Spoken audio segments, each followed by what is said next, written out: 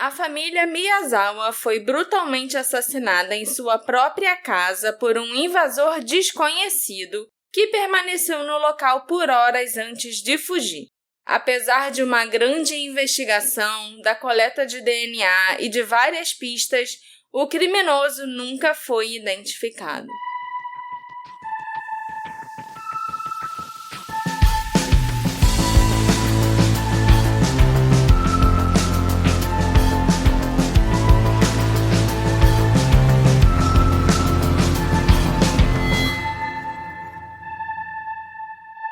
Olá, ouvintes queridos! Sejam bem-vindos a um novo episódio do Detetive do Sofá. Eu sou a Marcela, a host desse podcast, e hoje é dia de falar sobre um dos casos que já foi muito pedido por vocês, né? Várias mensagens que eu já recebi e às vezes que a gente botou caixinha lá no story, no Instagram também, vieram vários pedidos pra gente fazer esse caso dos assassinatos de Setagaya no Japão. Então, você aí que pediu esse caso pra mim, chegou a hora de você receber um agradinho dessa host que vos fala. Ok. Eu peço desculpa pela minha voz, de novo, que eu acho que ainda não tá legal, porque a gripezinha do episódio de semana passada era Covid, que eu passei pro meu marido também, então ficamos os dois arriados aqui em casa, e esse episódio ainda vai ter essa voz fanha, esquisita.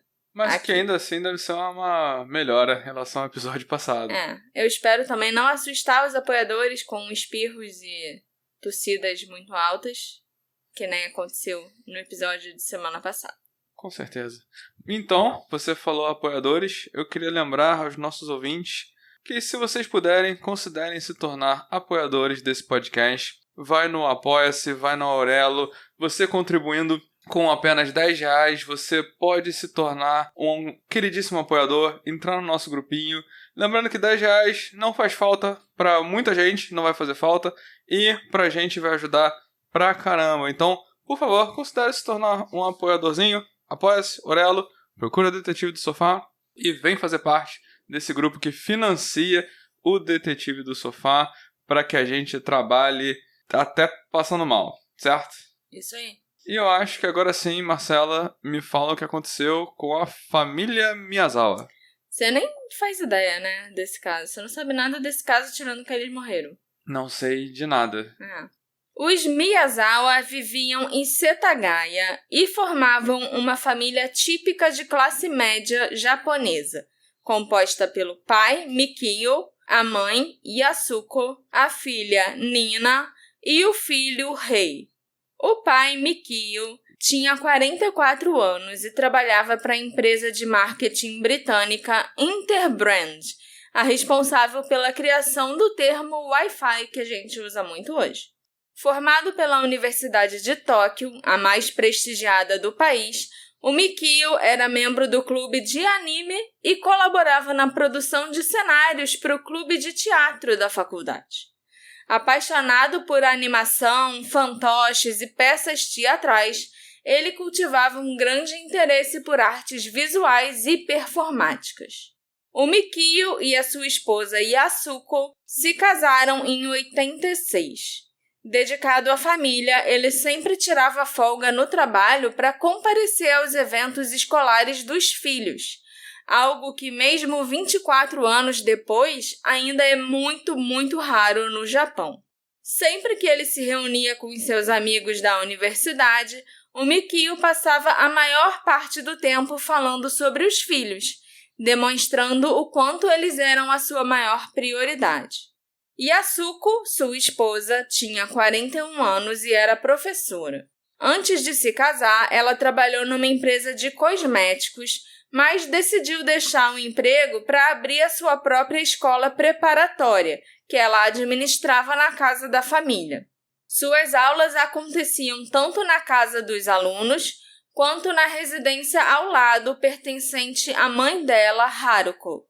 Além de ser vizinha, a Haruko ajudava cuidando das crianças, enquanto a Yasuko ensinava.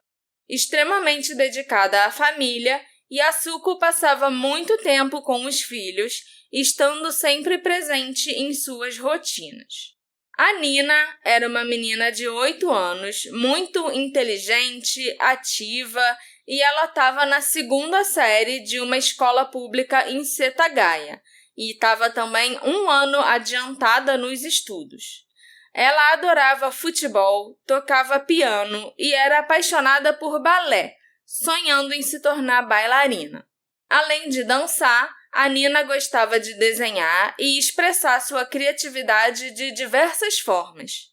Com um coração gentil, a Nina se destacava pela sua empatia, e quando um novo aluno foi transferido para sua escola e estava sendo ignorado pelos colegas, ela foi a primeira a se aproximar e fazer amizade com ele. Rei, o irmão mais novo da Nina, tinha 6 anos e vivia com uma deficiência intelectual. Seus pais o cercavam de amor e apoio, sempre buscando o melhor para o seu desenvolvimento. Preocupados com as suas dificuldades na fala, os pais contrataram um profissional para ajudá-lo. O rei frequentava o jardim de infância numa escola pública de Setagaya e tinha uma grande paixão por dinossauros, passando horas explorando esse fascinante mundo com curiosidade e entusiasmo. A família também tinha um cãozinho de estimação, um pequinês, que fazia parte do lar e recebia muito carinho. Infelizmente, ele também foi morto durante o ataque. A família Miyazawa era uma típica família de classe média japonesa. Eles eram bem respeitados na comunidade e não tinham inimigos ou qualquer pessoa que pudesse desejar-lhes o mal. No ano 2000, Mikio, Yasuko e seus 2 filhos, Nina e Rei, moravam no Parque Soshigaya, uma área para onde eles haviam se mudado em 91. Naquela época, o local era um complexo habitacional familiar com até 200 unidades. A casa dos Miyazawa ficava bem ao lado do parque público, em frente a uma área de recreação infantil chamada Choo Choo Train Park. O local contava também com um parque de skate. O Parque Soshigaya, que existia há muitos anos, era muito popular entre os moradores e visitantes da região. O governo metropolitano de Tóquio tinha planos de reconstruir a área ao redor do Parque Soshigaya, o que levou muitos vizinhos a venderem as suas casas para a prefeitura.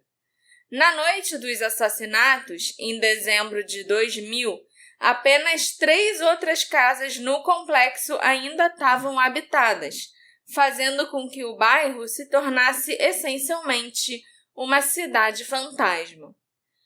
A transformação do local em uma área desabitada trouxe um clima de quietude e abandono que contrastava com a vitalidade que o bairro teve no passado. A casa dos Miyazawa era uma casa geminada, localizada ao lado da residência da mãe, irmã e cunhado da Yasuko. Embora as casas compartilhassem uma parede comum, não havia conexão interna entre elas. Para se deslocar de uma casa para outra, era necessário sair de um imóvel e passar por uma porta externa. Embora fosse uma casa de 3 andares, o que a tornava grande para os padrões de Tóquio, a casa dos Miyazawa não era uma casa espaçosa. O andar térreo consistia numa garagem de um lado, que era o único cômodo onde o assassino nunca entrou, e num corredor estreito com um genkan, a entrada tradicional japonesa, um depósito e uma mesa com o computador da família do outro lado. O andar intermediário abrigava o banheiro, o quarto das crianças, a sala de estar e a cozinha. Já o andar superior era um sótão, onde ficava o quarto dos pais, acessível por uma pequena escada. Aquela escada no estilo alçapão, que você tem que puxar do teto para baixo. A casa da família Miyazawa estava localizada na região de Tóquio chamada Setagaya. Embora Tóquio seja uma das maiores e mais movimentadas cidades do mundo, Setagaya se destacava por ser uma área mais reclusa, proporcionando um ambiente mais tranquilo e residencial, distante da agitação das partes centrais da cidade. Nas semanas que antecederam o trágico assassinato, alguns acontecimentos estranhos e infelizes ocorreram na vizinhança. No parque de skate próximo à casa dos Miyazawa, um grupo de adolescentes estava causando comoção e perturbando a tranquilidade da família.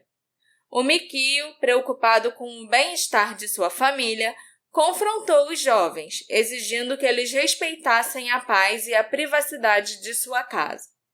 Esse incidente, embora aparentemente resolvido, gerou um clima tenso na vizinhança nos dias que seguiram. Uma testemunha relatou que, na mesma época, o Mikio se envolveu em outro confronto, dessa vez com um grupo de jovens pertencentes ao Bosozoku, uma gangue de motociclistas japonesa. Esses jovens estavam causando distúrbios na área, e o Mikio, conhecido pela sua postura protetora em relação à sua família e à comunidade, confrontou-os, exigindo que parassem com a bagunça. Nos meses que antecederam o crime, os moradores também começaram a notar um padrão crescente de abuso violento de animais, com relato de tortura e morte de diversos animais na vizinhança. Rumores indicavam que os roedores estavam sendo mortos e que gatos de rua eram alvos de atos cruéis. Mais tarde, foi determinado que esses abusos foram cometidos por um funcionário de um banco local que não tinha nenhuma conexão com os assassinatos da família Miyazawa. No entanto, os incidentes de violência contra os animais aumentaram a sensação de inquietação na comunidade. Devido a essas comoções, os Miyazawa haviam planejado se mudar em março de 2001, buscando um novo começo e mais tranquilidade para a família. Infelizmente, eles nunca teriam essa chance. No Japão moderno, o Natal é um feriado incrivelmente popular, com a tradição dos japoneses comerem frango frito. No dia 25 de dezembro de 2000, menos de uma semana antes dos assassinatos, o sogro da Yasuko relembrou que a alegria pela ocasião foi manchada por avistamentos de um carro desconhecido estacionado repetidamente em frente à casa da família. A Yasuko mencionou ao sogro que o carro estranho parecia suspeito, dado que o parque próximo tinha bastante estacionamento disponível. Ela achou incomum que o carro ficasse estacionado ali e ficou preocupada, temendo que a pessoa no carro estivesse observando a sua casa. O trânsito de pedestres ao redor da casa era bastante comum devido à proximidade do parque. Mas testemunhas oculares relataram que, em 27 de dezembro, um homem com cerca de 40 anos, fingindo ser um transeunte, andou pela propriedade e ficou examinando a casa dos Miyazawa. No dia anterior ao crime, em 29 de dezembro, um homem foi visto por várias testemunhas ao redor da estação Seijogakuenmai, localizada a poucos quilômetros da casa da família Miyazawa.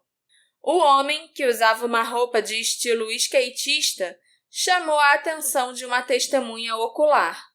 A pessoa achou isso incomum, especialmente porque ele estava mal vestido para o tempo frio do inverno de dezembro. Além disso, o homem carregava uma mochila e a sua roupa era semelhante às roupas encontradas na cena do crime. Mas eu vou falar sobre as roupas depois. Foi também em 29 de dezembro que a polícia acredita que um homem que correspondia à descrição desse suspeito comprou uma faca de sashimi em um supermercado. Essa foi a única faca adquirida no mercado naquele dia, foi comprada em dinheiro e ela foi usada para cometer os crimes. No dia 30 de dezembro, a família saiu para fazer compras na estação Seijogakuenmai, localizada a cerca de 1 quilômetro de casa. Um vizinho que passou de carro em frente à residência dos Miyazawa confirmou que às 18h30 o carro da família não estava na garagem. Às 19 horas, Yasuko ligou para sua mãe, que morava na casa ao lado. Nós não sabemos exatamente sobre o que elas conversaram, mas podemos presumir que discutiram sobre a Nina ir até a casa da avó para assistir TV, porque logo após a ligação foi exatamente isso que ela fez. Nina foi até a casa ao lado e assistiu a um programa de TV gravado com a avó e os tios até às 21h30. Às 22h38, o Mikio acessou um e-mail de trabalho enquanto usava o computador da família. Como a mensagem era protegida por senha, os investigadores concluíram que ele foi, sem dúvida, a pessoa que abriu e utilizou o computador naquele momento. Essa foi a última atividade registrada da família Miyazawa. Por volta desse mesmo horário, talvez um pouco depois, uma testemunha ocular relatou ter visto um homem correndo pela trilha ao lado da casa dos Miyazawa. Por volta das 23h30, a família da Yasuko, sua mãe, irmã e cunhado que moravam na casa ao lado, relatou ter ouvido um estrondo alto vindo da residência dos Miyazawa. Esse foi o único som incomum que qualquer um deles disse ter ouvido naquela noite. Embora não tivessem certeza da hora exata, conseguiram estimá-la com base na programação de televisão da época. A principal teoria é que o barulho foi causado pela escada do alçapão que levava ao sótão, onde ficava o quarto dos pais, batendo no chão ao ser puxada para baixo. Em algum momento depois das 23 horas do dia 30 de dezembro de 2000, Mikio, Yasuko, Nina e Rei foram mortos por um intruso desconhecido. A mãe de Yasuko, Haruko, encontrou os corpos na manhã seguinte. Ela tentou ligar para a casa da filha várias vezes, mas ninguém atendeu. Então, ela foi até a casa ao lado e a porta estava trancada, o que era incomum. A Haruko, então, voltou para a própria casa e pegou a chave reserva. Assim que abriu a porta, ela fez uma descoberta horrível. O corpo do genro, Mikio, estava caído no pé da escada, coberto de sangue. Haruko subiu as escadas e encontrou o corpo da filha Yasuko cobrindo a neta Nina morta. O corpo de Rei estava deitado em um beliche no quarto ao lado. Haruko chamou a polícia às 10h58 da manhã, manchada com o sangue da sua família. O Departamento de Polícia Metropolitana de Tóquio respondeu ao chamado e ficou em choque. Os investigadores ficaram horrorizados com a cena do crime. Esse era um caso que causaria uma comoção enorme na região. Afinal, uma família inteira foi brutalmente assassinada no meio da noite por um agressor desconhecido. Na cena do crime, os policiais começaram a analisar as evidências e a juntar as peças para entender o que havia acontecido. Os investigadores acreditam que o assassino entrou na casa da família Miyazawa pela janela aberta do banheiro no segundo andar, localizada na parte de trás da residência, voltada para o Parque Soshigaya. Supõe-se que ele tenha cortado a tela mosquiteira da janela, posteriormente encontrada no chão do lado de fora, e que deixou pegadas na lama. Ele provavelmente usou a cerca entre o parque e a casa para alcançar a janela. Existe um debate na internet sobre a forma como o assassino realmente entrou na casa. Embora a teoria mais aceita seja a invasão pela janela do banheiro no segundo andar, a única outra alternativa seria a entrada pela porta da frente. Mas, considerando a ordem em que os assassinatos ocorreram, a hipótese de que ele tenha acessado a residência pelo segundo andar parece muito mais plausível.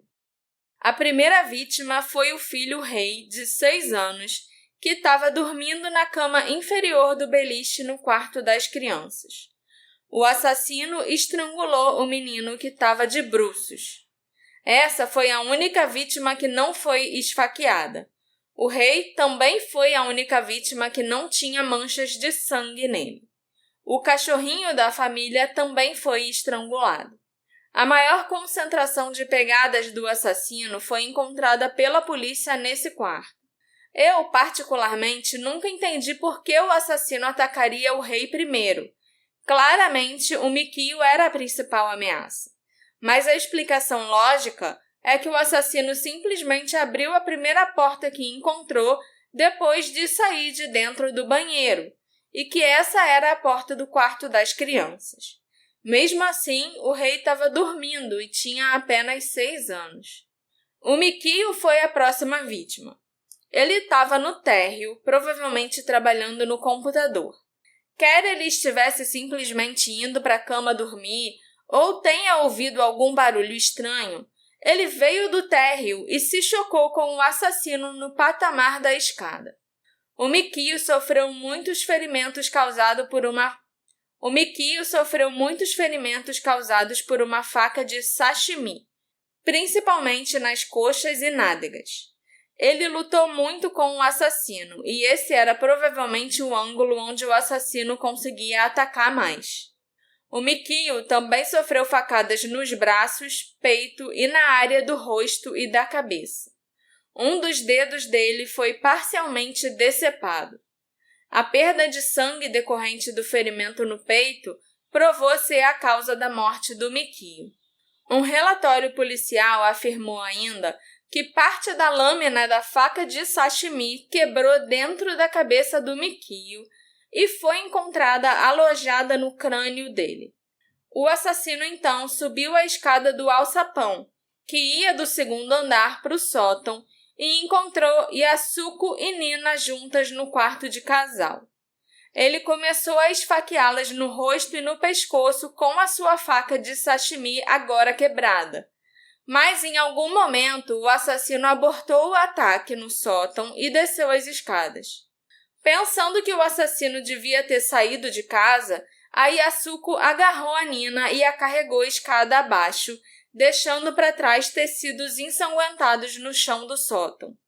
Os investigadores presumiram que a Yasuko deve ter tentado estancar o sangramento da filha com roupas ou lençóis. Nesse ponto, o assassino saiu da cozinha, agora segurando uma faca diferente, pertencente à família. Ele começou a esfaqueá-las freneticamente.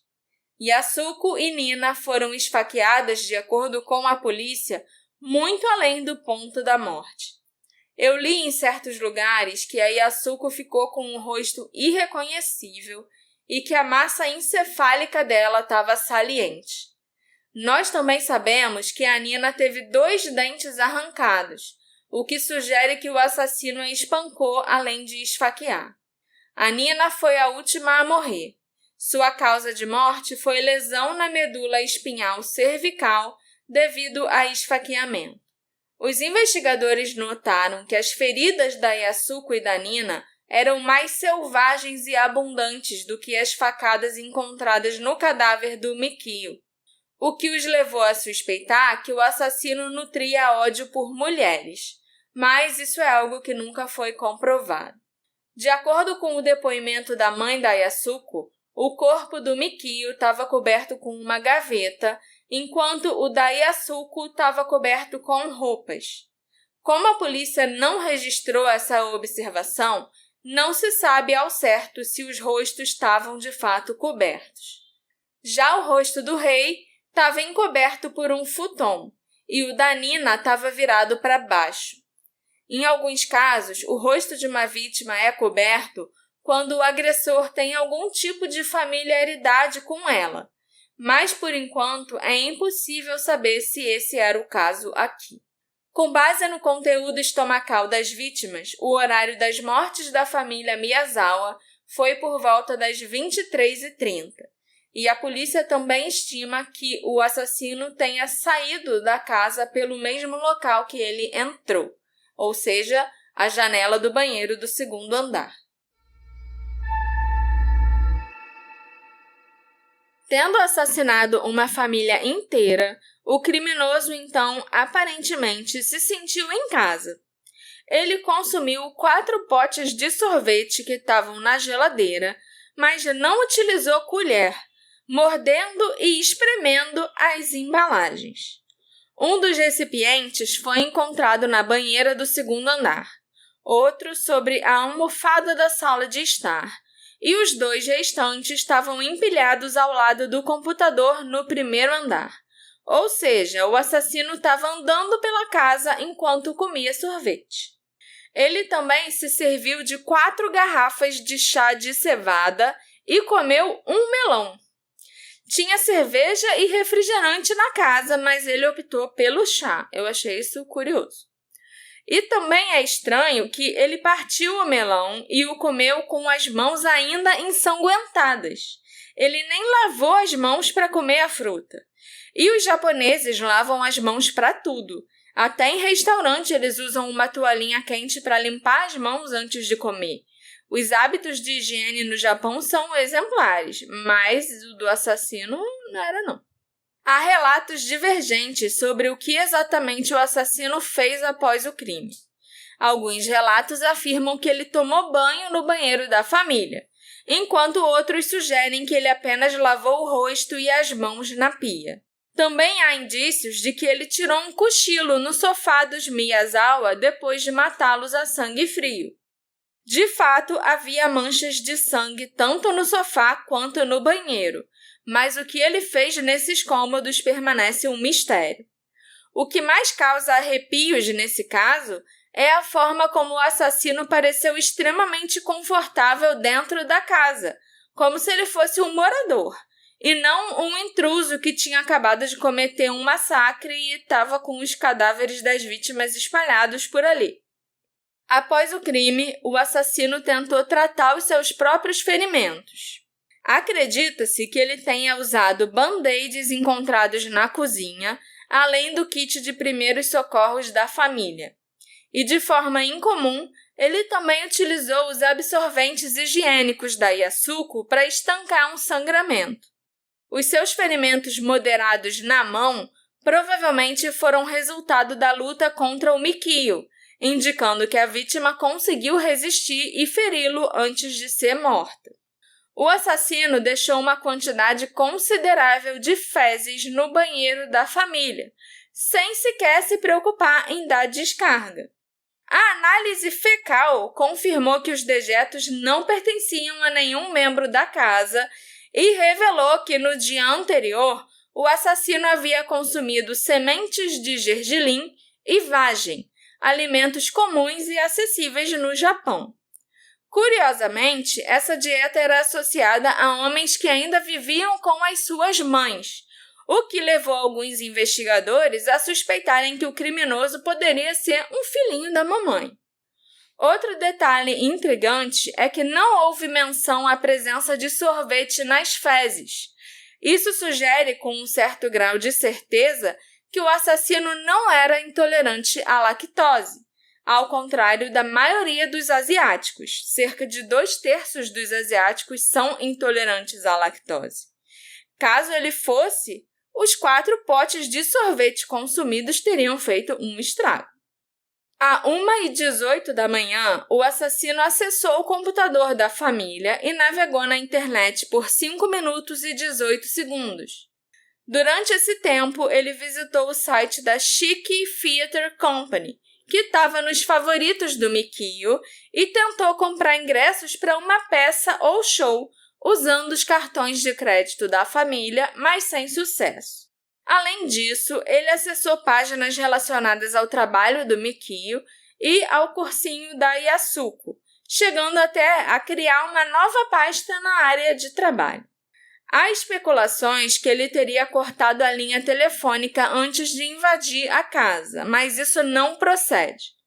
Como o assassinato aconteceu no ano 2000 e a conexão era discada, se a linha telefônica tivesse sido cortada, ele não teria conseguido acessar a internet. Talvez ele tenha cortado a linha quando ele saiu da casa, mas a polícia também nunca confirmou esse detalhe. Foi constatado que o assassino roubou uma taxa de matrícula no valor de 200 mil ienes do cursinho da Yasuko e esvaziou as carteiras dela e do Mikio. Além disso, ele espalhou diversos documentos pela casa, incluindo diários, identidades, contas de serviços públicos, livros bancários e outros papéis, deixando-os sobre a mesa da sala de jantar e o sofá do segundo andar. A disposição dos documentos levou os investigadores a acreditarem que ele estava tentando descobrir a senha da conta bancária do Mikio, o que fortaleceu a hipótese de que o crime poderia ter sido motivado por roubo. Mas o fato dele ter deixado para trás dinheiro, cartões bancários e joias levanta dúvidas a respeito dessa teoria. Após espalhar os documentos pela casa, o assassino continuou vasculhando os pertences da família, inclusive no depósito do andar térreo. Ele puxou gavetas e deixou uma delas sobre o rosto do Mikio. Um agente aposentado do FBI sugeriu que isso poderia representar uma forma de despersonalização da vítima. Mas, considerando a localização do corpo e desse depósito, é possível que ele tenha simplesmente retirado a gaveta e a deixado cair sobre o Mikio. Se o assassino sabia exatamente o que ele procurava, ou se apenas estava revirando os pertences em busca de algo de valor, não se sabe. O que se sabe é que ele levou uma das gavetas até o banheiro e despejou seu conteúdo na banheira cheia de água. Além disso, ele pegou os itens pessoais da Yasuko da sua bolsa, a carteira do Mikio, as chaves da casa e vários documentos e os jogou no vaso sanitário. Não está claro se ele defecou sobre esses itens ou se ele os descartou no vaso depois de tê-lo usado. Por fim, ele utilizou tesouras para cortar documentos de trabalho do Mikio e papéis da escola preparatória que a Yasuko dirigia, e jogou tudo isso também na banheira. Como mencionado anteriormente, o assassino roubou dinheiro da casa, algo em torno de 200 mil ienes, que equivalia a uns $500 na época. Mas ele deixou uma quantia significativa para trás, o que levanta dúvidas sobre a motivação do crime. No Japão, historicamente, o uso de dinheiro em espécie sempre foi predominante. Embora isso tenha mudado um pouco nos últimos anos, há 24 anos atrás, era comum manter quantias altas de dinheiro em casa, o que significa que o assassino poderia ter levado bem mais se esse fosse o seu objetivo principal. As duas facas, que se acredita terem sido usadas para esfaquear os 3 membros da família, foram encontradas na cozinha, ainda cobertas de sangue. Uma delas tinha a ponta torta e a outra, a faca de sashimi, tinha a lâmina quebrada. Há um debate sobre o horário em que o assassino deixou a casa dos Miyazawa. Durante anos, acreditou-se que ele permaneceu lá a noite toda, porque houve uma segunda conexão no computador às 10 horas da manhã. Mas, em 2014, a polícia de Tóquio revelou que essa conexão provavelmente foi acidental. A Haruko, ao entrar na casa e encontrar a família da sua filha massacrada, derrubou o mouse acionando o computador. O computador em questão era o Macintosh, e ele pode ter simplesmente acordado do modo de espera naquele momento, quando a Haruko esbarrou no mouse e o derrubou da mesa. Após testes usando o mesmo modelo de computador, foi descoberto que, em alguns casos, o mouse se conectava automaticamente se ele caísse ou fosse submetido a alguma outra força. Isso muda completamente a linha do tempo do crime. Em vez do assassino ter passado a noite inteira na casa, ele pode ter descansado por alguns minutos ou algumas horas no sofá e ter saído a qualquer momento durante a madrugada ou manhã, até às 10 horas da manhã. É muito provável que o assassino tenha permanecido na casa por pelo menos 2 a 3 horas após o crime. Esse comportamento foi extremamente arriscado, considerando que ele estava numa área residencial, onde qualquer barulho ou movimento suspeito poderia chamar a atenção. Mas, quase não tinha mais vizinho morando ali, então eu acho que ele estava tranquilo. Esse tempo prolongado dentro da casa parece ter sido motivado mais por necessidade do que por loucura ou excesso de autoconfiança. Ele perdeu uma quantidade significativa de sangue, possivelmente devido aos ferimentos sofridos durante a luta com o Mikio. Ele pode ter entrado em choque, o que explicaria por que ele ficou tanto tempo no local, se movimentando de forma aparentemente desconexa, comendo, usando o computador e revirando documentos. É importante lembrar também que a manhã seguinte era a véspera de Ano Novo, e Ano Novo é um dos feriados mais importantes do Japão. Numa área residencial como Setagaya, o assassino certamente sabia que haveria movimentação logo cedo, com vizinhos se preparando para encontros familiares, celebrações e decorando as suas casas e tal. Isso sugere que ele pode ter saído antes do amanhecer para evitar ser visto. O fato é que o assassino pode ter deixado a casa a qualquer momento entre 1h23 e 10 horas da manhã. Antes de sair da residência dos Miyazawa, ele trocou de roupa, vestindo peças que pertenciam ao Mikio. Isso sugere que ele pode ter tentado evitar chamar a atenção ao deixar o local, possivelmente porque suas próprias roupas estavam manchadas de sangue. O assassino deixou para trás uma camisa Raglan, que era uma camisa bicolor no estilo dos uniformes de jogadores de beisebol, com o corpo branco e mangas roxas, uma jaqueta AirTech da marca Uniqlo, preta, tamanho G, um chapéu estilo bucket cinza, luvas pretas da marca Edwin, um cachecol xadrez de modelo simples e sem etiqueta que media aproximadamente 1,30 de comprimento, considerado curto para um homem adulto, 2 lenços pretos da marca Muji, um deles tinha um furo no meio e foi encontrado enrolado na faca de cozinha que o assassino pegou na própria casa dos Miyazawa, e o outro pode ter sido usado como máscara durante o crime, e uma pochete cinza e preta. Com base no comprimento do cinto dessa pochete, estima-se que a cintura do assassino, na época pelo menos, tinha entre 70 e 75 centímetros. Além disso, a pochete forneceu outras pistas bastante intrigantes que vão ser abordadas mais adiante. Os lenços e o interior da pochete estavam com o cheiro da colônia francesa Dracar Noir, então o assassino gostava de andar por aí cheiroso. Além disso, ele também deixou para trás a faca de sashimi Seki Magoroko Ginju. Com uma lâmina de 21 centímetros, essa faca foi utilizada para matar o Mikio, mas quebrou ao atingir a sua cabeça. O assassino trouxe essa faca consigo, mas a abandonou na casa junto com a outra faca usada no crime. A polícia conseguiu rastrear a compra dessa faca de sashimi até um supermercado num distrito comercial próximo à casa da família. Ela foi adquirida no dia anterior ao crime, 29 de dezembro, e o pagamento foi feito em dinheiro, o que impossibilitou a identificação do comprador. Uma câmera de segurança registrou o momento da compra, mas a qualidade da imagem era muito ruim e o rosto do indivíduo não estava visível.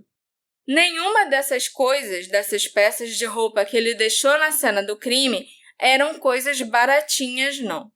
As roupas eram todas de marcas famosas no Japão e custavam caro para a época. A colônia Dracar Noir também não era encontrada em cada esquina, que nem hoje em dia. A maioria das pessoas que usavam essa colônia no Japão na época comprava no Duty Free no aeroporto quando estava indo ou voltando de alguma viagem. Além das roupas e da arma do crime, o assassino deixou para trás mais de 16 mil evidências, incluindo sangue, excrementos, saliva, pegadas de sapato, impressões digitais e fios de cabelo. Absorventes higiênicos com impressões digitais e sangue do criminoso, além de toalhas manchadas de sangue, foram encontrados espalhados pela cozinha do segundo andar. Um curativo foi usado para cobrir um ferimento, mas depois foi retirado e colado na parte de trás de um caderno na sala de estar. Os testes de DNA realizados em todo o sangue encontrado na cena do crime confirmaram que o assassino era do sexo masculino, com tipo sanguíneo A. Relatórios toxicológicos indicaram que ele não havia ingerido drogas ou álcool antes do crime e que ele não era fumante. Pegadas, tanto de sangue quanto de lama, foram encontradas por toda a casa. Perto do beliche no quarto das crianças, onde ele matou o rei, do lado de fora da residência, sob a janela do banheiro e nas escadas. Um detalhe curioso é que nas escadas as pegadas mudavam de posição na metade do caminho, se deslocando do lado da parede para o lado do corrimão. Esse padrão de passos é consistente com o treinamento militar, sugerindo que o assassino poderia ter alguma experiência nesse tipo de movimentação. Com base nas pegadas deixadas na cena do crime, o assassino usava tênis de corrida brancos da marca britânica Schlesinger, especializada em calçados esportivos. Esses tênis eram fabricados na Coreia do Sul. Mas não foi possível determinar com exatidão o tamanho do calçado, já que o assassino não os deixou na cena do crime. Ele foi embora usando os próprios sapatos. Com base nas pegadas encontradas na cena do crime, estima-se que os pés do assassino tinham entre 29 e 29,5 centímetros de comprimento. No Japão, o tamanho dos calçados masculinos é indicado em centímetros, seguindo a medida exata do pé.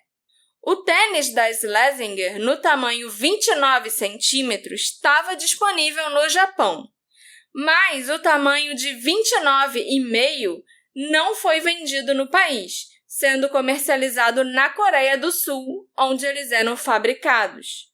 A polícia nunca confirmou se esse tamanho específico foi disponibilizado apenas na Coreia ou se ele também era vendido em outros países, como a Inglaterra, Estados Unidos, etc.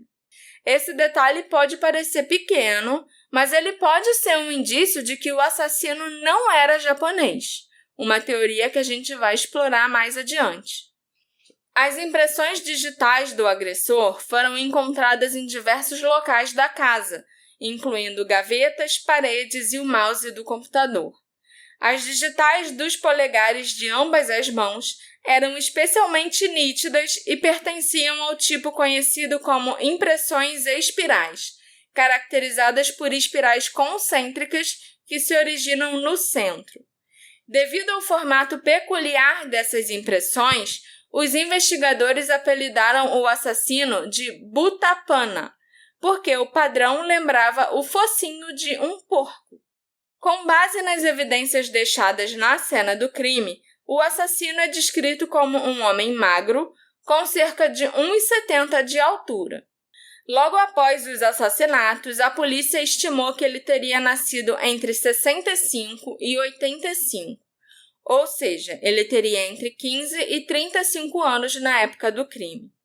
Essa estimativa foi baseada na agilidade necessária para entrar na casa da família Miyazawa e na força física para cometer os assassinatos.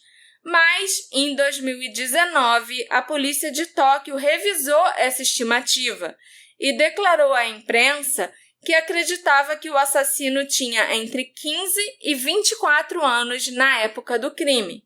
Além disso, os ferimentos encontrados nas vítimas sugerem que o criminoso era destro. Ele abandonou uma grande quantidade de pistas, incluindo impressões digitais, DNA, pegadas de sapato e itens pessoais. Diante dessa abundância de evidências forenses e materiais, a polícia acreditava que seria apenas uma questão de tempo até que conseguissem rastrear e identificar o culpado. No Japão, as impressões digitais são consideradas a prova mais confiável para identificar criminosos. Os investigadores chamam as digitais de rainhas das evidências, especialmente devido às restrições no uso de DNA. Ciente disso, o investigador sênior Takeshi Tsushida, que comandou essa investigação, ordenou a coleta e comparação de digitais com as encontradas na cena do crime. Policiais de choque, normalmente fora de investigações criminais, foram mobilizados para a Operação Roller, visitando moradores e coletando impressões digitais para comparação. Mas a investigação inicial focou excessivamente nessa abordagem, negligenciando outros aspectos essenciais do caso. Ao analisar o círculo social da família Miyazawa, a polícia apenas verificou nomes em cartões de visitas e coletou as digitais dessas pessoas, concluindo depois que as impressões digitais não correspondiam, sem aprofundar outras linhas de investigação. Ao invés de interrogar essas pessoas e explorar possíveis conexões, eles se limitaram à coleta de digitais, falhando em realizar entrevistas e interrogatórios, elementos essenciais para qualquer investigação criminal. Com essa abordagem limitada, os investigadores perderam informações cruciais, enquanto as memórias das testemunhas ainda estavam frescas. Com o tempo, os vizinhos se mudaram, dificultando ainda mais a localização de pessoas que conheciam a família Miyazawa. A investigação ainda foi abalada por um escândalo. Um inspetor de polícia falsificou relatórios e incluiu as suas próprias digitais e de seus familiares na operação. Ele alegou que fez isso porque muitos moradores estavam ausentes quando ele foi coletar as digitais e ele temia atrasos na investigação. Aí, ao invés de esperar as pessoas voltarem, ele só simplesmente botou a digital dele, da mãe, do pai, do avô, do tio, etc. Excelente. Em 2006, ele foi denunciado ao Ministério Público por falsificação e uso de documentos falsos. Como punição, ele recebeu 3 meses de suspensão e se aposentou voluntariamente. Até o momento, cerca de 50 milhões de impressões digitais foram comparadas com as encontradas na cena do crime. Um número impressionante, equivalente a 3 vezes a população de Tóquio. As autoridades também buscaram cooperação internacional, incluindo investigações na Coreia do Sul, mas até agora nenhuma correspondência foi encontrada. Também fiquei sabendo que a Interpol possui esses dados, essas digitais e o DNA do assassino, mas até hoje nenhuma correspondência foi encontrada também. Além das impressões digitais, a tipagem de DNA é crucial para identificar criminosos. A polícia extraiu amostras do DNA do assassino a partir de manchas de sangue na cena do crime, fornecendo uma pista genética importante. Em agosto de 2005, essas amostras foram enviadas a uma universidade para análise. Um renomado especialista em DNA comparou o material genético com cerca de 10.000 amostras de um banco de dados global.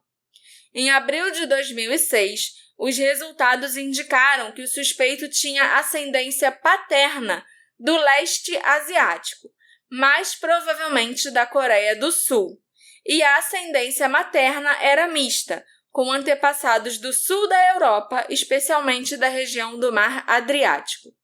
Apesar dessa descoberta, a análise não restringiu a busca e a identidade do assassino permaneceu desconhecida.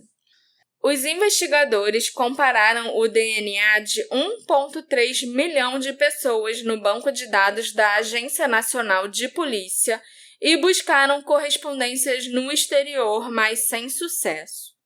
No Japão, o uso do DNA em investigações criminais é limitado por restrições legais. A Agência Nacional de Polícia mantém um banco de dados com perfis genéticos de suspeitos, vítimas de mortes incomuns e amostras de cenas de crime. mas a lei permite apenas comparações diretas dentro desse banco. Diferente dos Estados Unidos, onde investigações utilizam bancos genéticos públicos como o Ancestry e o 23andMe para rastrear criminosos por parentes, isso é proibido no Japão. Se o assassino não estiver no banco oficial, não há como identificá-lo por meio de parentes ou registros genéticos externos.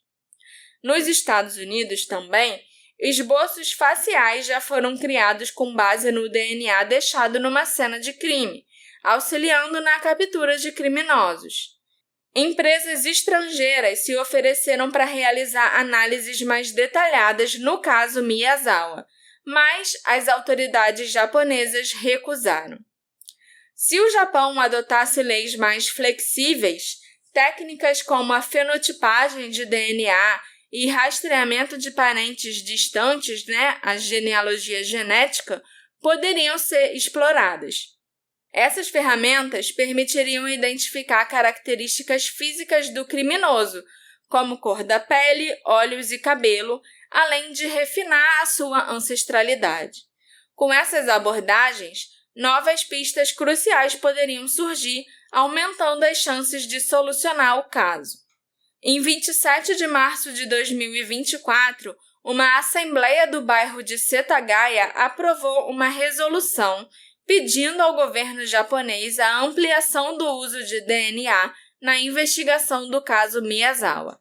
A moção propunha expandir o banco de dados genético e permitir o uso mais amplo do DNA em investigações criminais para acelerar a solução dos casos. A proposta foi aprovada por maioria de votos, representando um avanço na discussão sobre o uso de DNA na solução de crimes no Japão. Mas ainda há um longo caminho pela frente, com debates legais e éticos antes que mudanças concretas possam ser implementadas. Vestígios de areia encontrados dentro da pochete deixada pelo assassino na cena do crime revelaram uma conexão incomum. Parte da areia veio do deserto de Mojave, próximo à base aérea de Edwards, na Califórnia, nos Estados Unidos. E outra parte da areia veio de um parque de skate no Japão, que não era aquele parque de skate perto da casa dos Miyazawa. Além disso, a pochete fabricada em Osaka em 95 continha pequenas contas de vidro, comuns em materiais de impressão, levantando dúvidas sobre a sua origem e os lugares por onde essa pochete passou antes do crime. A pochete e o assassino, Em 2019, uma nova descoberta surgiu. O lenço que envolvia o cabo da faca do crime era semelhante aos usados no norte das Filipinas. A peça apresentava uma fenda no meio, possivelmente para encaixar o cabo e garantir uma pegada firme, técnica usada por soldados na região para evitar que o sangue tornasse a faca escorregadia.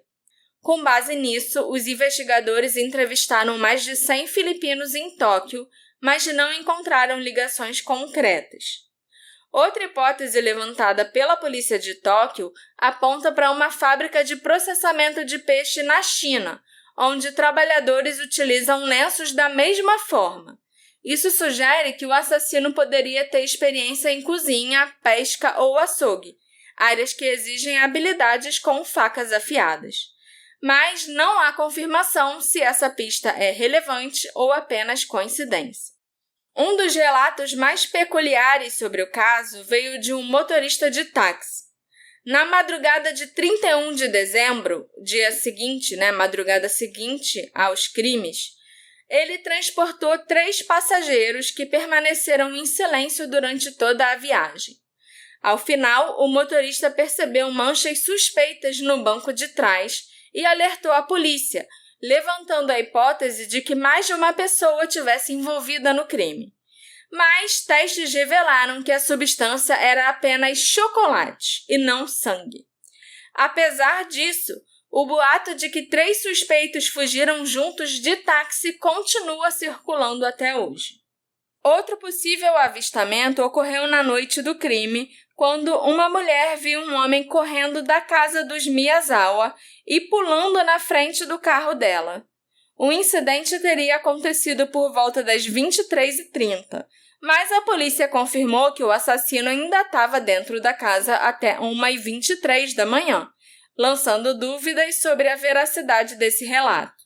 Outra versão dessa história sugere que o encontro ocorreu ao amanhecer e que a mulher teria notado sangue na mão esquerda do homem ao sair do carro e se aproximar para ver se ele estava bem depois de ter pulado na frente do carro dela.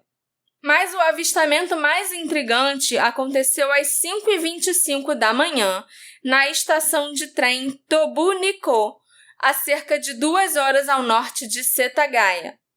Um homem com um ferimento profundo na mão ou no braço, tão grave que o osso estava visível, procurou atendimento na estação, mas se recusou a buscar um hospital.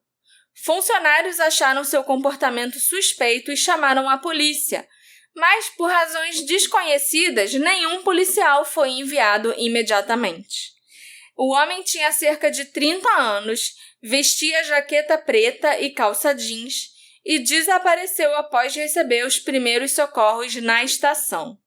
Outra versão desse relato sugere que o evento ocorreu às 17h25 e que o homem estava viajando dentro de um dos trens ao invés de ser atendido na estação. Mas ambas as versões concordam que ele tinha um ferimento grave com o osso visível.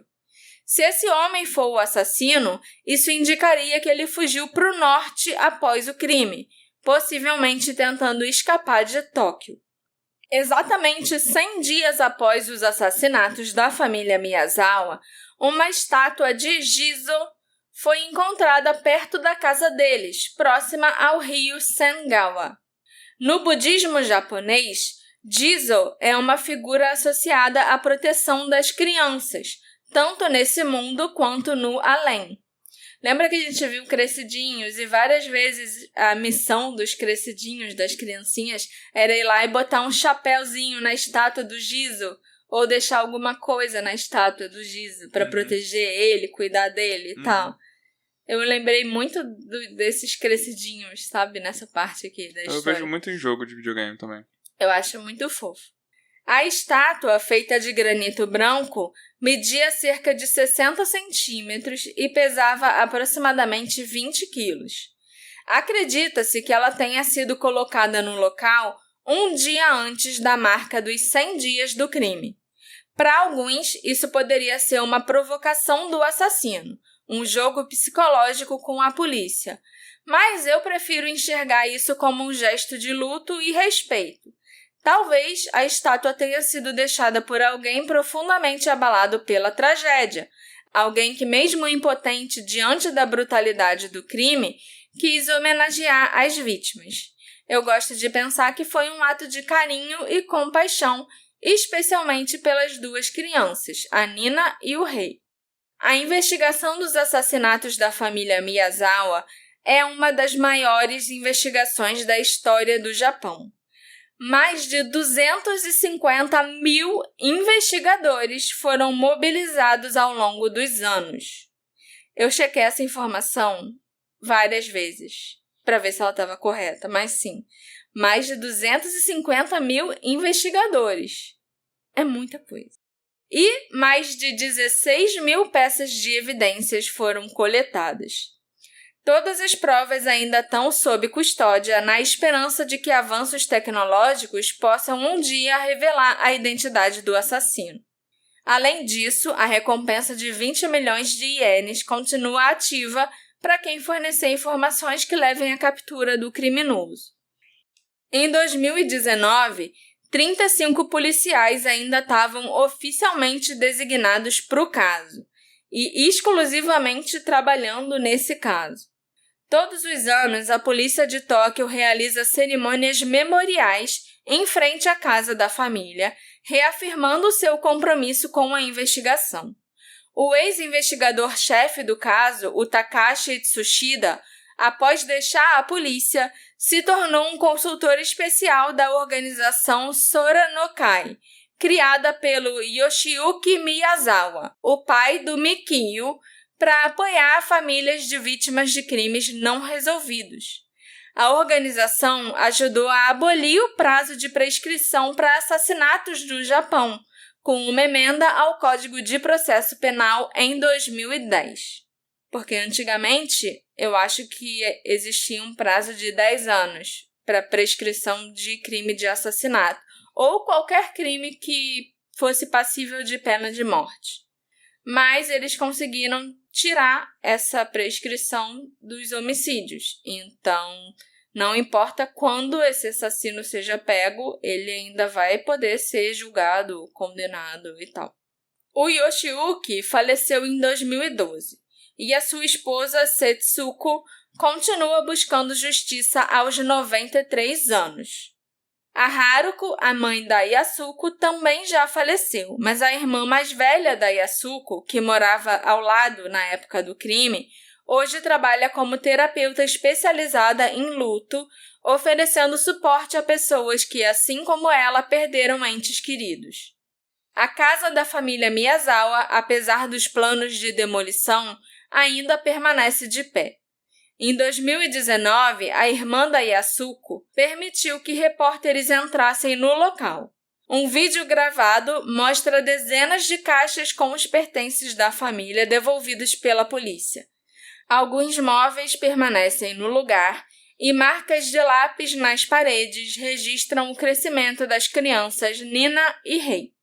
Do lado de fora, uma placa redonda exibe os nomes dos membros da família, cercados por desenhos de flores.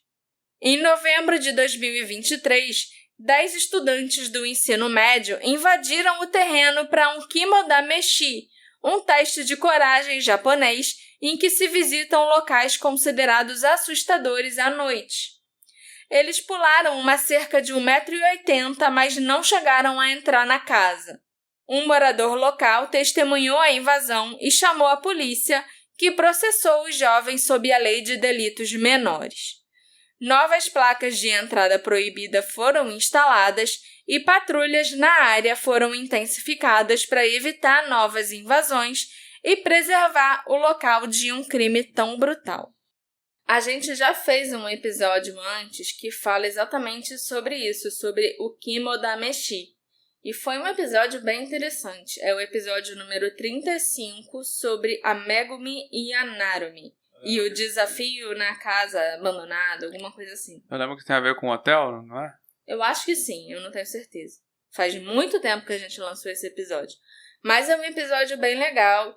E quem quiser saber mais como é isso, né? Essa cultura de teste de coragem, desafio e tal, eu recomendo que escute esse episódio 35 do Detetive do Sofá.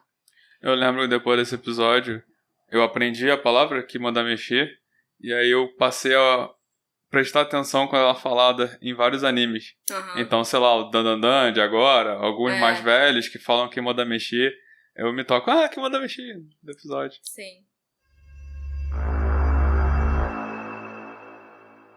Há várias teorias circulando sobre o caso, algumas mais plausíveis do que outras, e chegou a hora de abordar cada uma delas.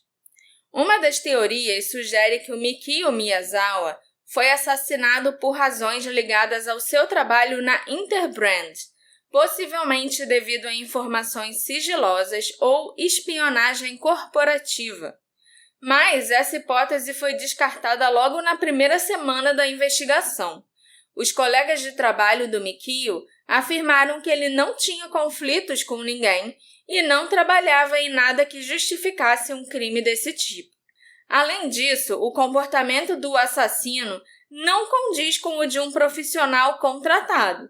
Um matador experiente dificilmente usaria uma faca de sashimi, deixaria tantas evidências na cena do crime ou agiria de forma tão caótica, usando o banheiro e comendo sorvete após os assassinatos. A segunda teoria sugere que a família Miyazawa foi assassinada por resistir à saída de sua casa, possivelmente devido a interesses na reurbanização da área. Algumas versões incluem a suposta influência da Yakuza no caso, mas essa hipótese perde força rapidamente, porque a família já tinha concordado em se mudar, eliminando qualquer motivo para um ataque desse tipo. Além disso, se o objetivo era liberar o terreno, o crime teve o efeito contrário, porque a casa permanece intacta há 24 anos e se tornou um memorial do assassinato, impedindo novos empreendimentos no local.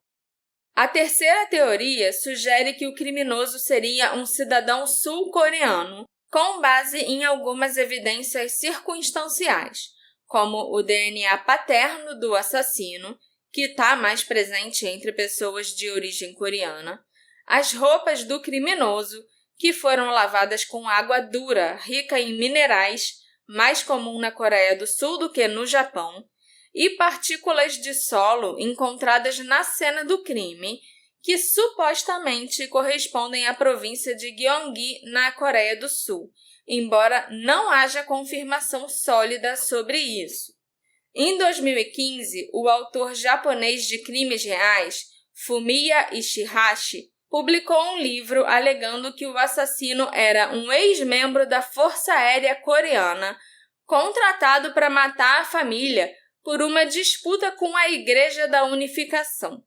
Ele afirma ter se encontrado pessoalmente com o criminoso, a quem ele chama somente de R, roubado as suas impressões digitais e comparado com as digitais da cena do crime, além de dizer que o suspeito fugiu do Japão logo após os assassinatos. Essa teoria foi rejeitada pelo investigador-chefe, o Takeshi Tsushida, que a classificou como 100% absurda. Segundo ele, se o Ichihashi realmente tivesse identificado o assassino, a polícia já teria feito a prisão.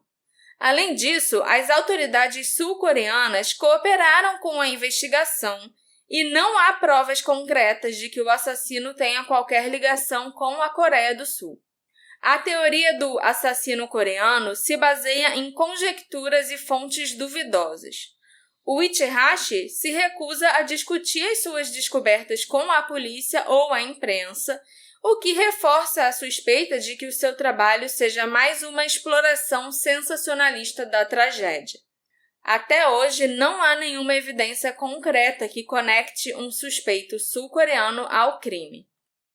A quarta teoria sugere que o assassino era um viajante sem residência fixa que matou a família Miyazawa impulsivamente e fugiu usando o sistema ferroviário do Japão.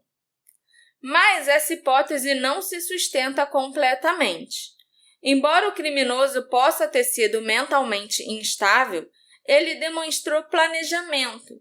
Ele comprou a faca com antecedência, sabia como usá-la, e a tática de usar o lenço em volta do cabo da faca, e deixou para trás objetos que indicam um perfil mais complexo do que um simples andarilho violento.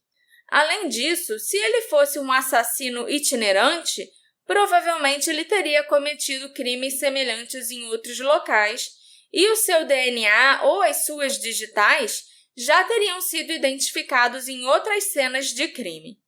Como isso nunca aconteceu, a teoria do lunático errante parece improvável.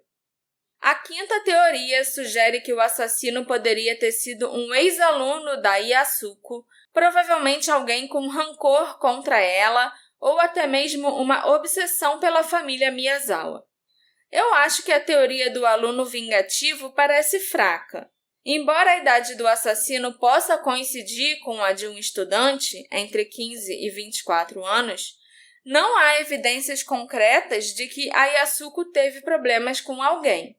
Além disso, o nível de violência do crime não parece condizente com um simples aluno insatisfeito. O que aconteceu naquela noite foi muito mais pessoal e muito mais extremo.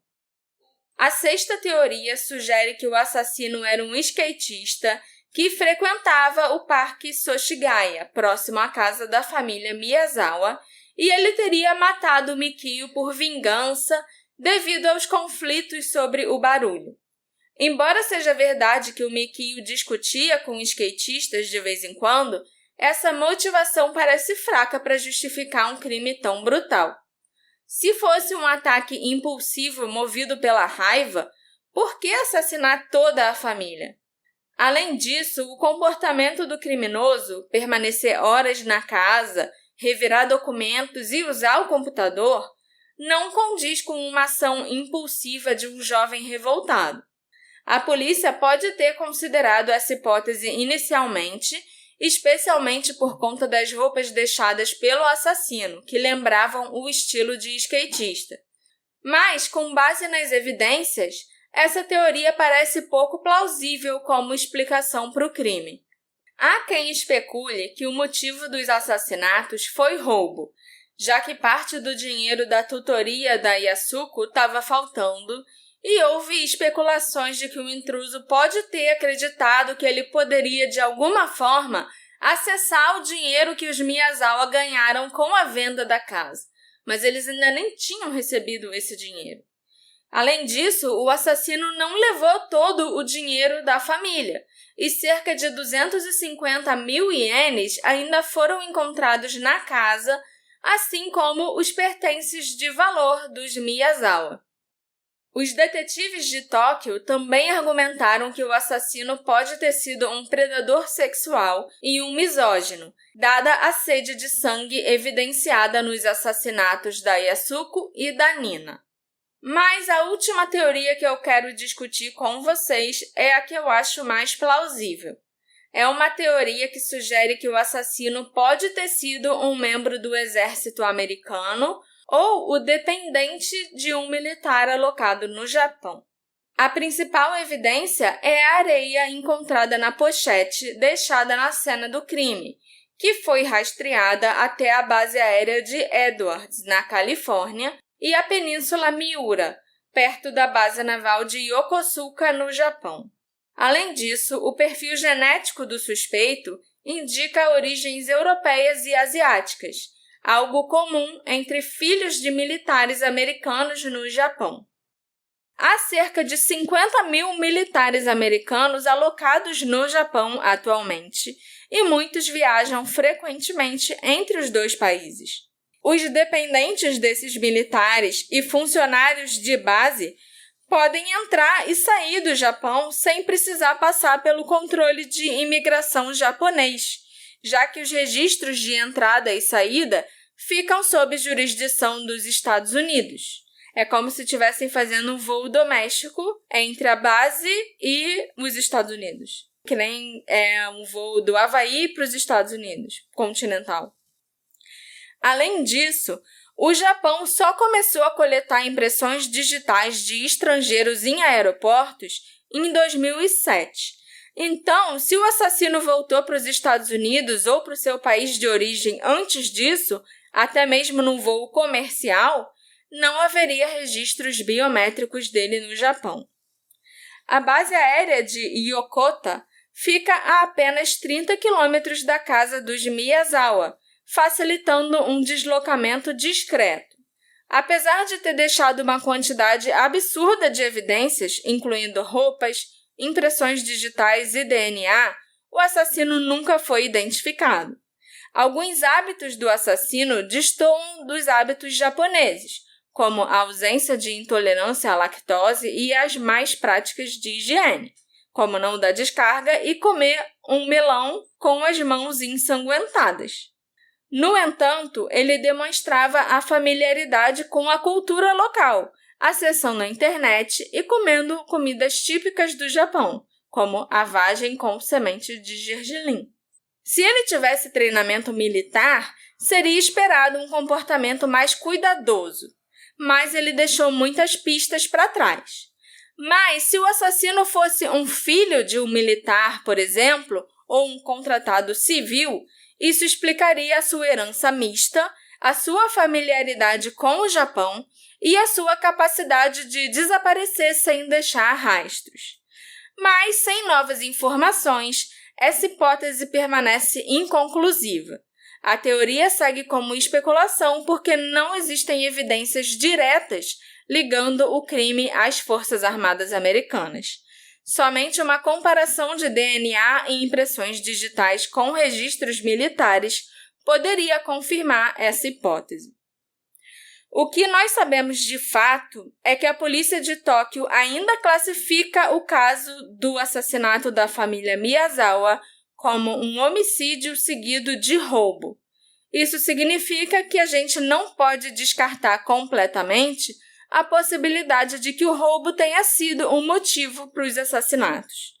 Mas essa teoria não explica por que alguém mataria 2 adultos e 2 crianças por dinheiro apenas para deixar para trás 2/3 da quantia que havia na casa e todos os objetos de valor da família. Se o assassino tinha 15 anos na época do crime, hoje ele teria apenas 39 anos. Mais importante ainda, se a Nina estivesse viva, ela teria 32 e o rei teria 30. Talvez o Mikio e a Yasuko já fossem avós. Eu espero que o homem que cometeu essa atrocidade seja encontrado em breve e que ele viva com medo até esse dia chegar. E eu também espero que a família Miyazawa esteja em paz. Esse episódio foi feito graças à colaboração da nossa querida apoiadora Lígia Bilachi. Yeah! Será que é Bilachi mesmo ou será que é Bilac? Pode ser. Né? Eu não sei, Lígia. Desculpa se eu errei o seu sobrenome. Mas muito obrigada pelo seu apoio. Obrigada por você ter escolhido patrocinar esse podcast. Eu espero que você seja uma das pessoas que já me mandou mensagem pedindo pra gente fazer esse caso e que você tenha gostado desse episódio. Né? O Alexandre falou que o roteiro estava muito grande. Mas aqui na gravação eu acho que fluiu bem e não deve ter ficado uma coisa tão gigante assim. Mas eu sei que vocês gostam de episódio grande, então tá tudo bem. E se você também quiser se tornar um apoiador do Detetive do Sofá, é só acessar o Orelo ou o Apoia-se e fazer igual a Lígia, certo? Certo. O que vocês acharam desse episódio sobre os assassinatos da família Miyazawa? Qual teoria vocês acham que é a mais provável? E por que o assassino foi tão cruel e matou as 2 crianças e o cachorro da família? Me encontra nas nossas redes sociais, @detetive do sofá, e vem me contar o que você acha desse caso e responder essas perguntinhas básicas que eu fiz aqui agora. A gente se encontra na próxima investigação. Tchau, tchau. Se Deus quiser, sem Covid e com a voz de volta ao normal, certo? Me prometeram isso semana passada. Pois é. Tchau, tchau.